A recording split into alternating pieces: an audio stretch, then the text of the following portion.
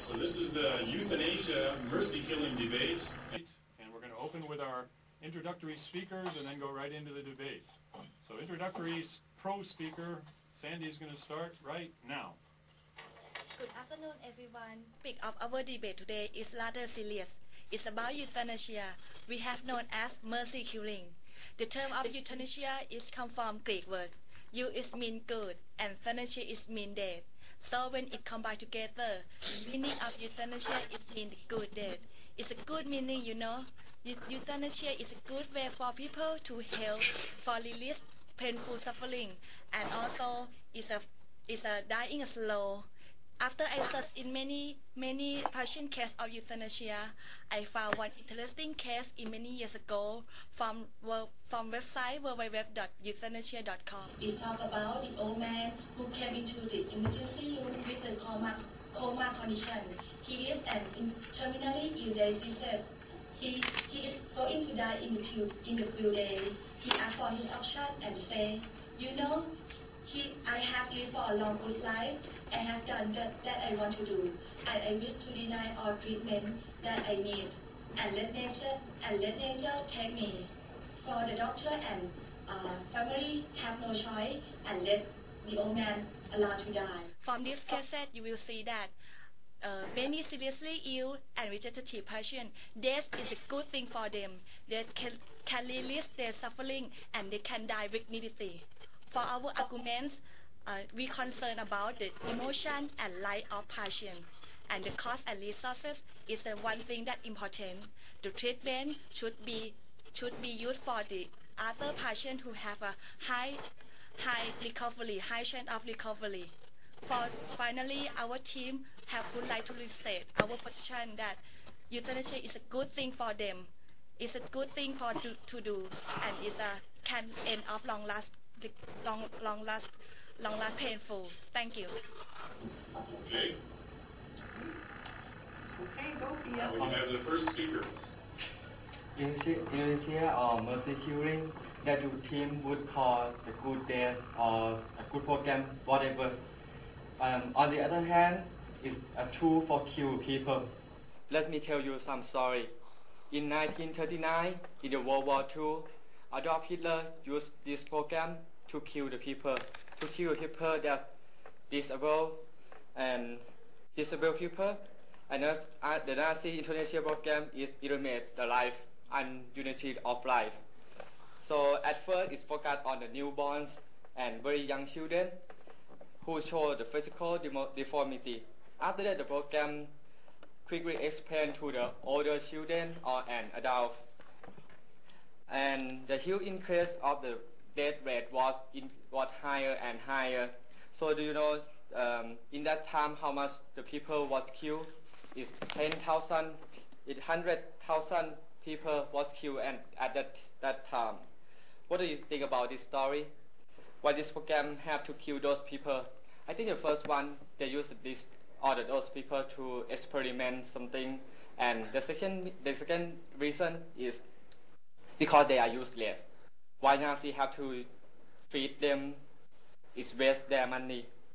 From this point, do you know how much money at the Oregon saved the money from this program? It's $600 million for save the money for treatment of people. So if the medicine for cure is $10 and for the treatment is $10,000, what is the government or the doctor will decision to be? You have to die, right?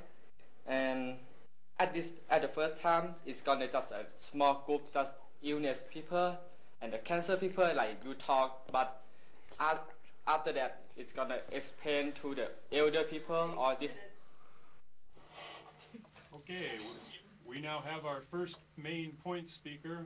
Maggie's going to speak on the first main point and provide the rebuttal at the end. First, I'm going to talk about the emotion. Mercy killing is help patients to release their pain. It's put a good wish to make patient pass off the suffering. Think about those illness people with AIDS, cancer, and brain death. Most of them wait end of life in hospital, and their family also believe that is the best way for them to extend their life. But however, the truth is not. They are ending their pain on them. There's a real story from a friend of mine.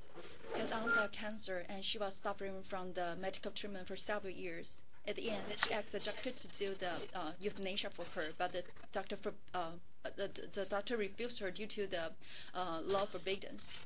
She died 10 days later, but she not died from illness. She was died from hunger. Therefore, we can learn that she's really strong. She got a strong will to die, but nobody can help her. We can also learn from that euthanasia can upgrade their quality of life. The pain is suffering from a person who has a disease. Even with pain relievers, it's still far hard for them to go through the sufferings. To the family, it's also hard for them to watch their beloved one suffering from the pain. And there's a family. Their son was in coma for several years. At the end, they decide to do the euthanasia for him, and they donate his organs to those people who really need it. They give their love to other people and also solve their economical problem. Therefore, when people decide to have the euthanasia, they are treasure their time really well with family and friends, not just waiting and with those sufferings in the hospital. Nobody can live forever, but they are living their mind forever. Thank you very much. Okay, con team point number one. Or con team rebuttal, sorry. Example. If you think the euthanasia is a good life, a good way to die, why don't you think about the quality of life and value of life? Your life is not affect just one person or your life. It's affect to your family and social. And our first agreement is that euthanasia change the rule of doctor from healer to curer. The doctor's duty is heal, and before became a doctor, they have to make a promise called Hippocratic Oath. And from the Hippocratic Oath, they have to make the promise. The most important sentence said, "Do no harm." That means they have to help patient live. Doesn't help patient to die. Doctor should protect a patient life, not killing by medicine. That is natural part of life and should not be controlled by anyone else. How do you feel if someone said, "I am a doctor and I'm here to kill"? That's it. Stop. Okay. So that was a rebuttal. Oh, sorry. I think we have to continue after the rebuttal. Okay. Go ahead. Go ahead. Continue on. If you think about the people who are terminally ill and voluntarily to die, they should not be hopeless. A cure may be found. If they're dead, they never try, they wouldn't have a chance to live. I have a story to tell you. A story about a woman, Tracy Williams.